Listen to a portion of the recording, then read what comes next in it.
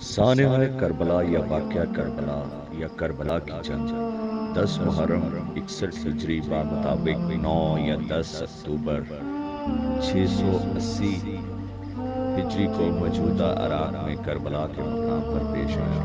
یہ جنگ نواسۂ رسول حضرت امام حسین ابن علی، ان کے حامیوں اور رشتہ داروں کے ایک چھوٹے سے گروہ حسین ابن علی کے ساتھ 72 ساتھی، کچھ غلام، 22 اہل بیت کے جوان اور خاندان نبوی کی کچھ خواتین اور بچے شامل تھے، اور اموی ظالم حکمران یزید اول کی ایک بڑی فوج کے مابین ہوئی، جس کو حسین نے تسلیم کرنے سے انکار کر دیا تھا، جس میں اموی خلیفہ یزید اول کی فوج نے پیغمبر اسلام محمد صلی اللہ علیہ وآلہ وسلم کے نواسے حسین ابن علی رضی اللہ عنہ اور ان کے رفقا کو لڑائی میں شہید کیا۔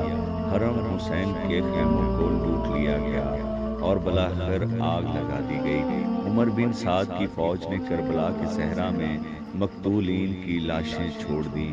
بنی اسد کے لوگوں نے لاشوں کو 3 دن بعد دفن کیا۔